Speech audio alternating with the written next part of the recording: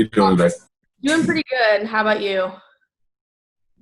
I'm doing all right. All right, awesome. Well, real quick, can you just kind of take me through the series of events that happened yesterday, kind of how you found out about this and where you went from there? Yeah. So I was actually in contact with Coach Ellison once I was aware that there could be a possible cancellation of the game.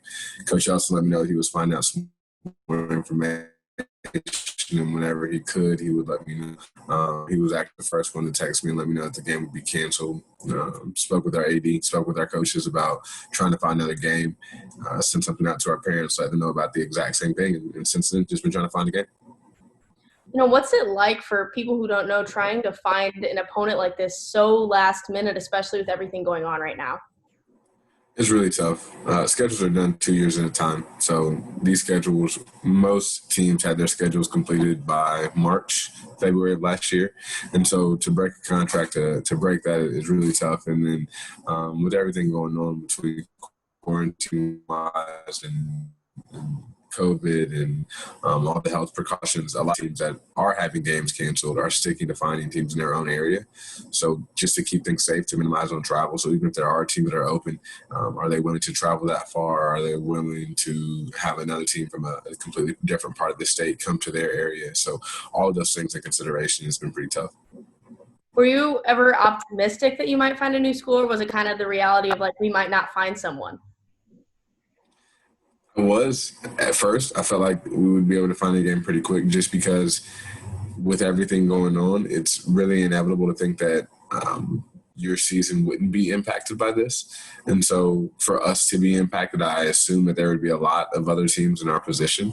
And there were several teams around that weren't able to play, but were able to find a game. So kudos to them, and then I wish them luck. But there were a lot of teams in our similar position. So at first, I did think that we were going to be able to find a game pretty quickly. Coming down to today, this morning, was it kind of a reality like, well, we probably won't find someone at this point then? You know, so Justin Kinder's head coach at Hallsville. I worked with him at Battle. So last week when he played Palmyra, I spoke with him. He was one of the first people I called once the game got canceled. He actually did not get Palmyra scheduled until 2:30 in the afternoon. So he sent his boys home at 1:30 and then ended up finding something. And so in the back of my mind, there's always that thought that something could happen. Anything could happen with COVID. Jack Rubenstein, our new athletic director, gave a great analogy with COVID, saying that all of this is pretty much like a severe weather storm. And at any point, lightning can strike and the game could get canceled. So at any point, that could change. And so I still feel, there's a part of me that still is kind of holding out that we might be able to get something going on, especially knowing a close friend of mine had the exact same thing happen to him. When something like this aside of the football happens so close to home right here in Columbia, a team getting directly affected by this, what kind of runs through your head as a football coach and probably as a friend to these other coaches? Just again, understanding the situation that we're in, and it is an excellent time to kind of reiterate to my boys why we take temperatures, why we go through all the health screening checks, why coaches yell at them about wearing masks and them about social distancing and all those little things. So it's really a teaching opportunity, like most things are. You just have to use it as that. What was your guys' reaction, when they kind of heard? I'm sure there was some disappointment. Friday night's a big night no matter who you're playing. So I'm sure there was some disappointment there. Of course, anytime that you take away a game, when you only get a 10 guaranteed opportunities to perform, you take one away, and it's tough to swallow, especially for the seniors. But again, the reality of the situation that we're in right now is something that our boys had to kind of have in the back of their mind that could always happen.